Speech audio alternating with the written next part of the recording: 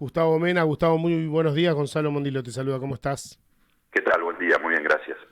Gracias por tus minutos. Queríamos hace tiempo ya comunicarnos contigo, precisamente como para arrancar un balance en estos casi 200 días de gestión.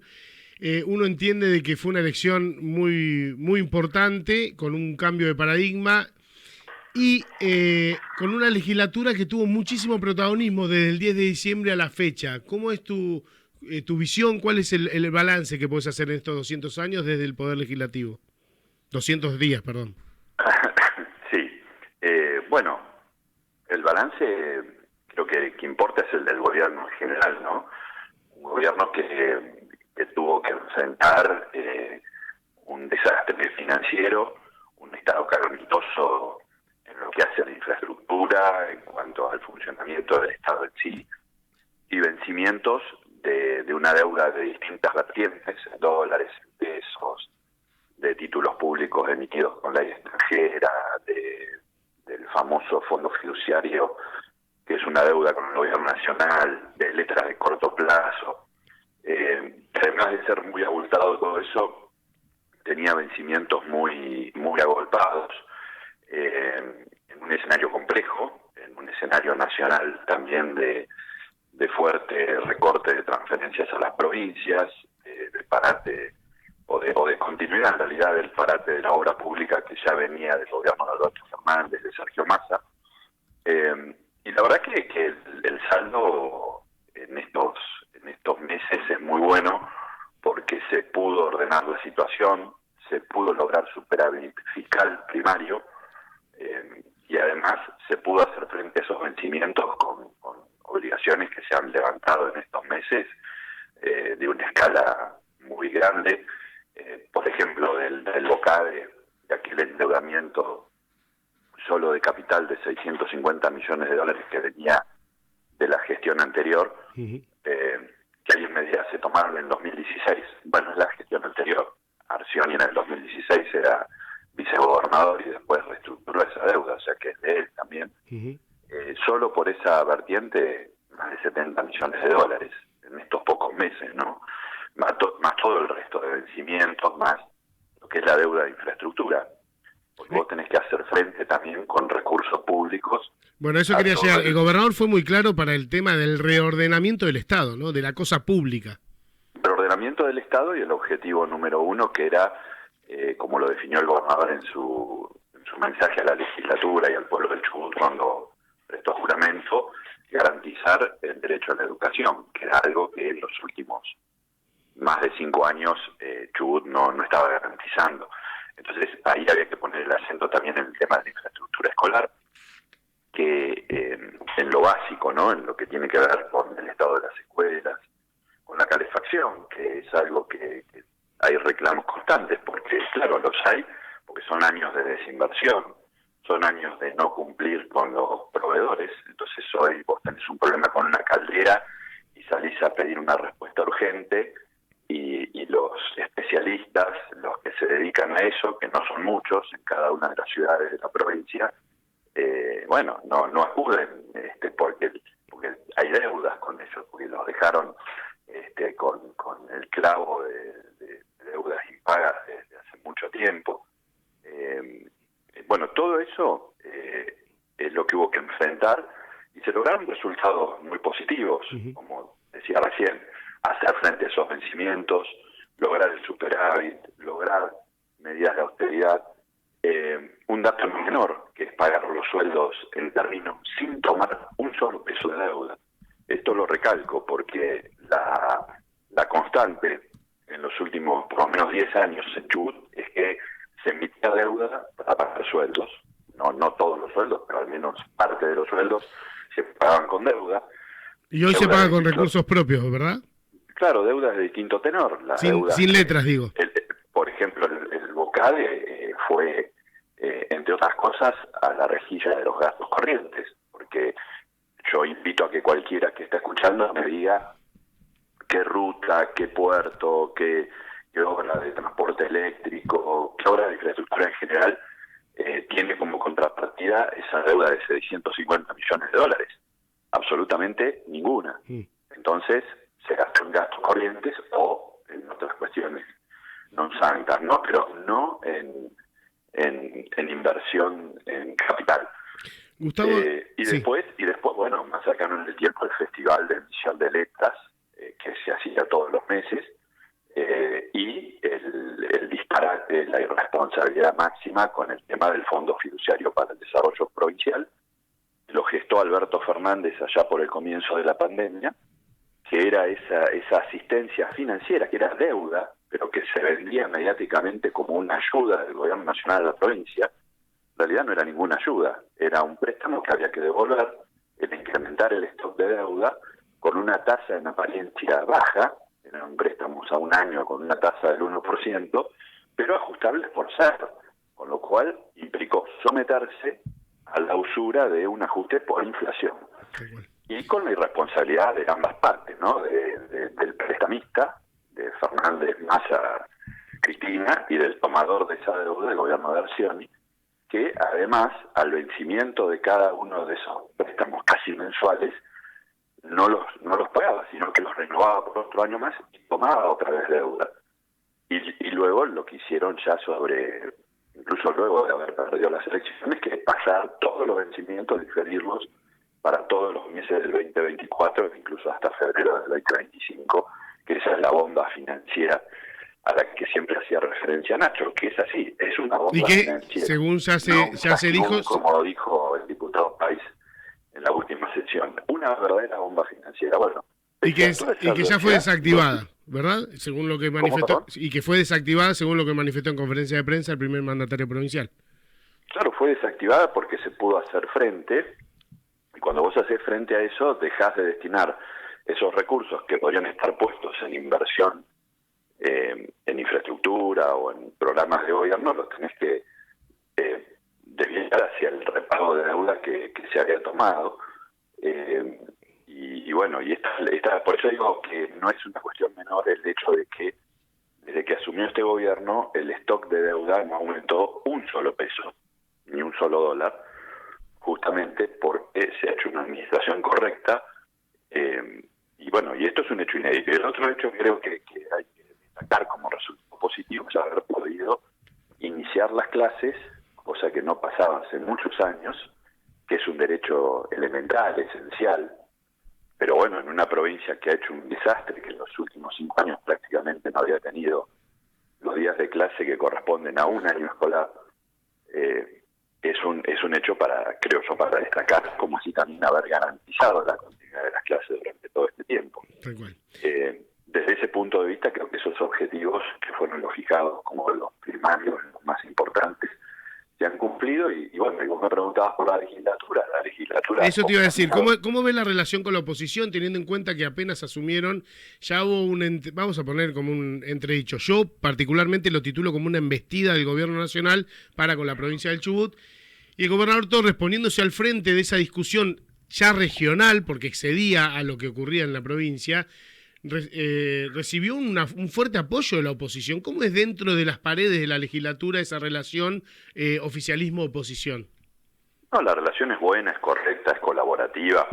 Por supuesto, puede haber contrapuntos, es natural, y es bueno que eso sea, porque estamos en una democracia, pero sí, ese acompañamiento ha existido, sobre todo en ese otro tema que hay que apuntar como uno de los hitos de la gestión, ¿no? Porque el gobierno nacional tuvo una actitud en el mes de febrero de retener más que 1/3 de la coparticipación de impuestos que le corresponde a Chubut, justamente por el fondo fiduciario, sin atender las presentaciones que se habían hecho de reestructuración, propuestas de reestructuración de esa deuda para pasarla a una tasa más razonable, con plazos de pago también más flexibles, o bien la alternativa de emitir deuda, porque la legislatura aprobó una autorización para emitir deuda, que no es incremento del stock de deuda, es simplemente emitir deuda en títulos públicos con garantía de regalías a una tasa más razonable y con plazos más largos de repago para, con esos fondos, precancelar la deuda con el fondo fiduciario, que es carísima y más que carísima es usuraria, ¿no? Pero bueno, el gobierno nacional no ha respondido a esos planteos y encima hubo esa retención de casi 13.000 millones de pesos en febrero, que motivó esa postura. Yo creo que ahí es lo inédito, que es la primera vez en muchos años, yo te diría en 20 años o más, que un gobernador se planta de esa manera, y lo hizo porque había generado un liderazgo regional aún antes de asumir. Yo recuerdo cuando lo acompañé a Nacho a la reunión de Ushuaia, creo que fue allá por septiembre del año pasado, y donde ya empezó a gestar el compromiso de relanzar el Tratado de la Región Patagonia, de ir charlando con el resto de los gobernadores.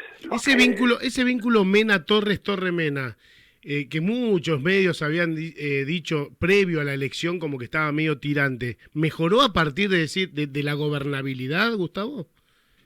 No mejoró porque nunca estuvo tirante, no había nada que mejorar. El vínculo es excelente antes y durante y ahora, o sea, si no podría poco gestarse una fórmula, ni mucho menos, ¿no? Nunca hubo absolutamente ningún problema, al contrario, un trabajo totalmente mancomunado, en mi caso de acompañamiento, de intentar dar una mano también en todos aquellos temas de gestión que pueden exceder lo que es la legislatura. Por eso refiero ese Te lo pregunto, está bueno que lo aclares porque vos sos consciente de que eso ocurría en el mundillo de la política dentro de lo que era el elegido provincial, ¿o no? No, en realidad nunca lo escuché, nunca lo escuché. Comentarios puede haber, seguramente. Siempre es inevitable en los asuntos de interés público, pero la relación siempre fue impecable, de confianza, y en mi caso absolutamente consciente de que mi rol, además del rol institucional de presidir la legislatura, en lo político es de acompañamiento, de estar, digamos, al servicio de las definiciones políticas, institucionales que va tomando el gobernador. Y cito el caso de Ushuaia porque yo creo que, digamos, implica recuperar lo que es estrategia política, fijar objetivos de mediano y largo plazo, no estar solo en la coyuntura. Ese apoyo, ese respaldo que hubo de los gobernadores patagónicos en particular y del resto de las provincias en general, se gestó porque hubo esa firmeza en el mes de febrero, pero también porque hubo un trabajo previo de ir generando esos vínculos, esos compromisos. El acuerdo que se firmó en la Angostura en enero, reformulando el Tratado de la Patagonia, pudo hacerse porque estuvo ese trabajo previo antes de asumir. Lo que tuvo lugar en Madrid allá por el mes de marzo, a principios de marzo, con la presencia de todos los gobernadores en la ciudad, también fue posible porque hubo ese trabajo previo. Y bueno, nosotros habíamos tenido hasta acá gobernadores que solo se plantaban ante el gobierno nacional si era de otro signo político. Tuvimos una saga de desistimientos de juicios prácticamente ganados por coparticipación o por regalías. Tuvimos incluso el absurdo de que en el pacto fiscal del 2019 el ex gobernador Arcioni desistió de un juicio ganado por diferencias también de coparticipación contra el Estado Nacional. Y en este caso ocurrió todo lo contrario. En la época de Bussi surgió algo similar, si la memoria no me falla. Sí, en la época de Bussi también se desistieron, no recuerdo si fueron 5 o 6 juicios que estaban en la Corte con dictamen de pericias contables favorables, que en aquel momento, recuerdo, implicaban el equivalente a varias tasas salariales. Nunca se reclamó por la coparticipación federal, que durante 8 años, un 15% de la coparticipación de la distribución primaria se la apropiaba el Estado Nacional. Desde el 2008 eso no se puede hacer porque esos fondos eran para financiar al ANSES durante la existencia de las AFJP. Las AFJP dejaron de existir en el 2008, se reestatizó todo el sistema jubilatorio, entonces ya no se podía hacer esa retención del 15%. Bueno, Cristina Kirchner lo siguió haciendo hasta que la Corte en el 2015, cuando ya terminaba su mandato, dijo que eso era ilegal. Pero solo 3 provincias se animaron a hacer el reclamo: Córdoba, Santa Fe y San Luis. La provincia de Chubut guardó silencio y toleró que le generaran semejante descuento. Bueno, Esa había sido la constante durante los últimos años. Gobernadores rendidos ante el poder nacional. En este caso ocurrió todo lo contrario y hubo esa sesión histórica el 26 de febrero, en donde el propio gobernador ocupó una banca, la llamada banca 28, cosa que no había pasado nunca en la historia de la provincia, y así se aprobó por casi unanimidad una ley dándole facultades para hacer valer los derechos de la provincia, cosa que ocurrió con aquel fallo también histórico del Juzgado Federal de Rawson que ordenó el cese de esa retención. En aquella sesión, la oposición, y no solo la oposición parlamentaria, sino también sindicatos, partidos políticos, intendentes, cámaras empresarias, todos manifestaron su respaldo. Fue el Chubut unido, la única voz disonante fue la del diputado Vasconcelos, que no acompañó esa ley.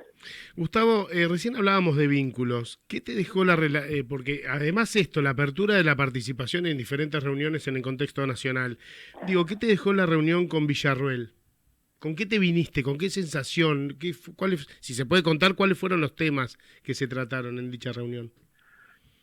Esa reunión fue, yo diría, de protocolar y además apuntando, nosotros estamos trabajando en todo lo que tiene que ver con la capacitación del personal legislativo, jerarquizar la carrera administrativa, hemos llamado a concursos para cubrir los cargos vacantes, es decir, que no concursos para incorporar más gente, sino entre los que ya están, definir quién ocupa los cargos más jerárquicos vacantes, cubrir esas categorías.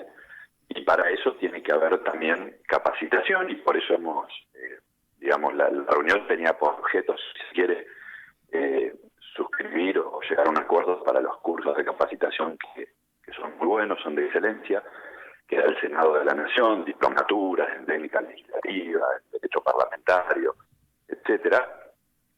Pero más allá de eso, que era el objeto específico de la reunión, por supuesto que fue una reunión también política, de alto nivel, porque estaba el gobernador y la vicepresidenta de la Nación, y allí se habló un poco de todo, pero básicamente se expresó la presidenta su acompañamiento, su deseo de visitar Chubut, especialmente Río Mayo. Ella vivió en Río Mayo. Claro, ella vivió en Río Mayo cuando su padre servía en el ejército, estuvo destinado en el regimiento que está en Río Mayo, así que ella vivió en la etapa intermedia entre la niñez y la adolescencia. Río Mayo tiene muchos recuerdos, quiere volver, así que el gobernador la invitó. Es probable que esa visita se concrete en los meses de junio o julio. Así que fue un repaso de la situación nacional, provincial, solo de política. Fue una charla distendida y creo que es importante. Parte de la pregunta es porque estaba presente también la senadora Terenzi y con la rendición de cuentas del ministro, del jefe de gabinete Pose, la senadora preguntó por la culminación o la reparación de la Ruta 40, la Ruta 26, el aeropuerto de Esquel, y manifestó como que no había plata. ¿Te preocupa cuando uno realiza gestiones importantes con los legisladores, con los diferentes ministros, y esas respuestas son negativas con esta frase que va a quedar para la historia del no hay plata? Bueno, de hecho la senadora Terenzi estuvo presente porque ella fue la que gestó la reunión, ¿no? Perfecto. Tiene un vínculo de respeto muy estrecho con la vicepresidenta y eso también es importante porque la senadora está haciendo un gran trabajo para de esa forma también poder hacer esas gestiones que vos comentás. Lo de las obras, sí, obviamente, que preocupa. Ahora, en eso también hay que ser muy claro. El gobierno nacional recibió también un desastre en lo financiero que lo tiene que acomodar. Podemos coincidir o discrepar en las formas, en el plan y demás, pero lo que digo que hay que ser claros es que no es que las obras, todas esas obras, que yo te puedo enumerar muchas otras, no las paró Milei. Esas obras las paró el gobierno de Alberto Fernández, de Sergio Massa, de Cristina Kirchner.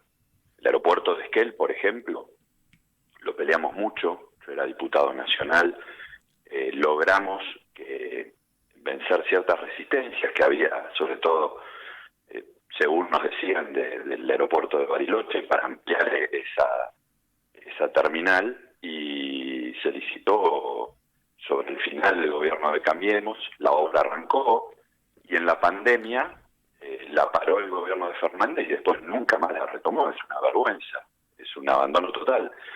Y la ampliación del aeropuerto de Comodoro, que más que ampliación fue un aeropuerto nuevo que se hizo esa obra se terminó en el 2018-2019, demostró que las obras se pueden hacer y terminar, como se terminó en Madrid la ampliación del muelle Piedrabuena, también en esa gestión, o en Comodoro la obra del muelle pesquero, que había estado tanto tiempo parada.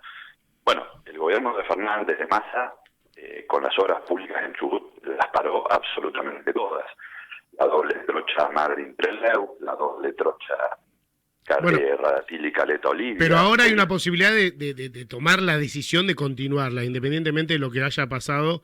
No, pero quiero recalcar lo que pasó porque no nos podemos olvidar de eso. El acueducto Lago Muster, Comodoro, Radatili, Caleta, el aeropuerto de Esquel, la vergüenza de la Ruta Nacional 260, porque hablamos de la 40, la 3, pero no nos olvidemos del interior más profundo de la provincia. La 260 es la ruta que vincula la 40 al sur de Río Mayo con Lago Blanco, que es parte esencial del corredor bioceánico. Son 107 kilómetros.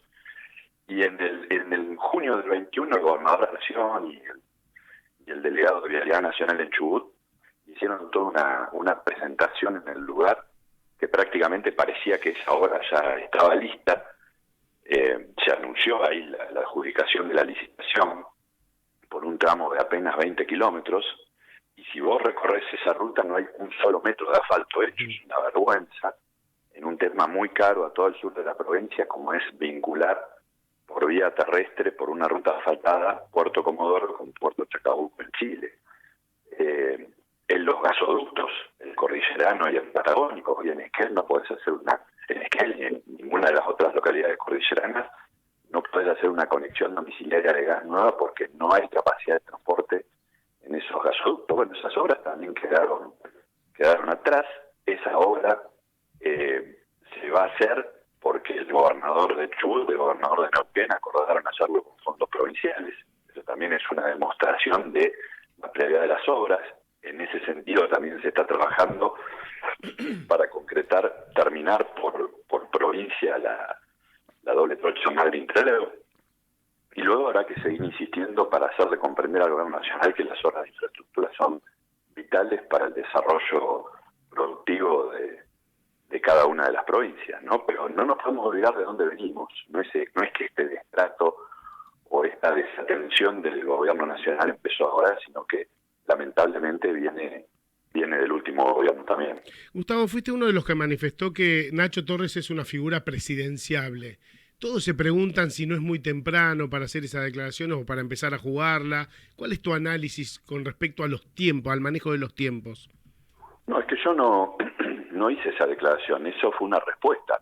Digamos, a veces algunos periodistas al menos te preguntan por algo, si te preguntan vos respondes. Tal cual. Pero después queda la titulación como que uno de la nada dijo tal cosa. Bien. Fue una respuesta a una pregunta, y si me lo preguntan digo que sí, porque sí lo creo. Tiene un liderazgo nacional importante, es una referencia, basta con leer los medios, la opinión de los analistas. Siempre que se habla del posicionamiento de los gobernadores, la figura que emerge naturalmente es la de él, ¿no? Entonces tiene un recorrido muy importante, y la juventud además creo que es un valor hoy, ¿no? Uh-huh. Así que, y la experiencia también que tiene en un cargo ejecutivo, además de lo que ya ha tenido en la parte legislativa. Eso y en esto de lo cual no significa que se salió a hacer esa declaración o que se está trabajando en eso. Simplemente contestaste una pregunta. La cabeza está puesta en lo que es la responsabilidad provincial. Perfecto. ¿Y qué te dejó en esto de lo que hablas de la juventud, de lo generacional? ¿Qué te dejó la visita de Axel o este encuentro que tuvo con el mandatario chubutense? Mira, fue un encuentro entre dos jefes de Estado. Gobernador de Chubut, gobernador de Buenos Aires. Es la cosa, creo yo, más normal del mundo, ¿no? para el ¿Pero caso crees que de es un Chubut, mensaje positivo para la sociedad, teniendo en cuenta de esto de que ya nos estábamos acostumbrando mucho al tema grieta y demás? ¿Crees que es un no, por mensaje supuesto, o positivo? sea, en cualquier democracia normal que se reúnan dos gobernadores, un gobernador con el presidente, el gobernador con un intendente, es positivo porque todos, o sea, en el caso de Kicillof está donde está porque lo eligió el pueblo. Entonces, eso es lo que te da legitimidad suficiente y los que tienen a su cargo la administración, el gobierno de una provincia, de un municipio, de una nación, tienen que dialogar entre sí, no puede ser de otra manera. Y no, nos conduciría al absurdo de que los gobernadores de un partido solo pueden hablar con gobernadores de su mismo partido, intendentes de su mismo partido, y con el presidente solo si es de su mismo partido. Eso no tiene nada que ver con un Estado de Derecho, con las reglas de la democracia. Nacho habla con todos, habla con gobernadores propios, justamente forjó una fortaleza en la región Patagonia porque tiene buen vínculo institucional, incluso personal, con Claudio Vidal, gobernador de Santa Cruz, que no es del mismo partido, con el gobernador de Tierra del Fuego, Medella, que no es del mismo partido, con el de Río Negro, Boretilnec, que no es del mismo partido, con Figueroa de Neuquén, que no es del mismo partido, y lo mismo pasa con el resto de los gobernadores.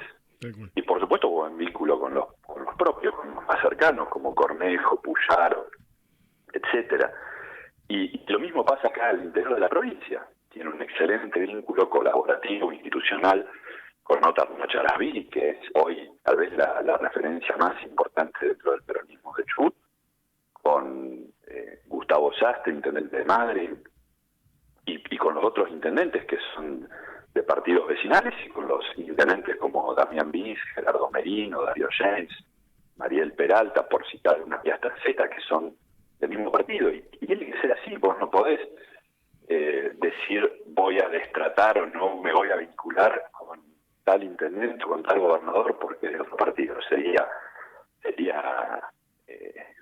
absurdo y además perjudicial para los intereses de la propia provincia o de la gente que vive en ese municipio o en esa otra provincia. Y en el caso concreto de este encuentro, además, fue positivo para Chubut porque le permitió incorporar al patrimonio provincial 15 ambulancias 0 kilómetro que van a poder prestar sus servicios en muchas localidades del interior de la provincia. Bueno, y como comodorense, es buenísimo. Viste que muchos comodorenses, dirigentes obviamente, salieron como medios molestos porque a Comodoro no le tocó una de las 15 ambulancias. ¿Qué opinión te respecta eso? Mira, eso lo como comodorense inclusive el propio intendente de Comodoro. Algunos quieren instalar grietas o divisiones apelando al regionalismo. En realidad el que hizo el cuestionamiento fue el exintendente Luque y los concejales, algunos concejales del mismo partido, pero quien les contestó fue el propio intendente Macharasví y dijo que el vínculo con la provincia es muy bueno y que hay una serie de acciones a concretar en lo inmediato que tienen que ver con el equipamiento del hospital regional y demás. Después, son 15 ambulancias, son 27 municipios, obviamente en toda esa distribución,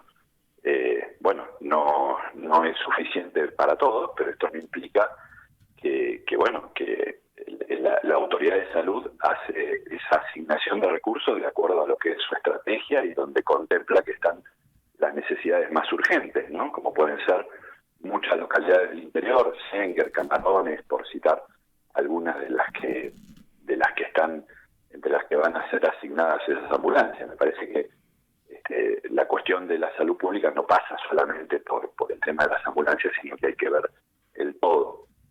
Yo creo que son declaraciones políticas que buscan colgarse de cualquier tema para generar malestar y que tendrían que tener una mirada introspectiva, sobre todo cuando son dirigentes que acaban de dejar el gobierno con un montón de obras inconclusas, sobre todo las hídricas. No suena sincero que haya una figura que fuera además candidato a gobernador preocupado por una ambulancia cuando dejó obras hídricas, pluviales y demás inconclusas, que ahora hubo una lluvia importante en Comodoro y quedó o muchos barrios tapados por el agua, ¿no? Otra vez problemas recurrentes, o esa obra del estadio Centenario, que ya más que Centenario va a ser el Estadio Eterno, que quedó ahí también a medio terminar. ¿Vas a presidir la UCR? Bueno, eso se verá. La UCR tiene un sistema de elección indirecto. Primero hay que definir el tema de los delegados de cada localidad, y luego que eso va a ser en el mes de junio, y luego se convocará al plenario y ahí ya charlaremos. Eso es un tema que no hay que adelantarse. Y si bien no hay que adelantarse porque estás en gestión y como bien me contestaste recién, ¿te seduce la idea de pensar en conducir los destinos de Comodoro? No, la verdad que no lo tengo en mente. Me parece, este es el tipo de preguntas que después te llevan a respuestas que son las que generan títulos, y me parece que esa ansiedad por estar viendo qué va a pasar dentro de 4 años, yo creo que el largo plazo o el mediano plazo tiene que estar en la conversación pública y en lo de los dirigentes para pensar estrategias de desarrollo, estrategias productivas. Ahora esa ansiedad por ver, bueno, quién va a ser candidato a tal cosa dentro de 4 años, 6 años, parece que no, por lo menos en mi opinión, no tiene ninguna intención. Ni tiene ninguna utilidad, porque además en Argentina hablar de 4 años es como hablar de 4 siglos en cualquier otro país del mundo. Entonces no tiene sentido estar haciendo esas especulaciones. No era mi intención que te moleste, simplemente en esto del abanico de tenerte obviamente al aire y como figura política, como el número 2 de la provincia, nada, y comodorense, se me ocurrió pensar. Y de acuerdo a también a tu pero quiero paso... aclarar que no es que me moleste, digo, dentro de la contestación, yo respeto absolutamente las preguntas, son cada uno libre de formularlas, digo, yo no quiero sumarme a ese tipo de especulaciones, porque justamente después, ante la respuesta positiva o negativa, viene, Nena dijo que quiere ser tal cosa, entonces después vienen las preguntas, ¿pero no le parece prematuro estar hablando de esto? Y como recién la de presidente, que me preguntabas en el caso de Nacho, sí, fue una respuesta a una pregunta similar, no es que uno esté pretendiendo instalar esos temas, y a eso es donde voy, que digo, yo no quiero sumarme a esa recurrencia de estar permanentemente instalando candidaturas para algo en algún momento que falta muchísimo. Perfecto. Y la última por mi parte, Gustavo, en esta de la experiencia de haber sido legislador,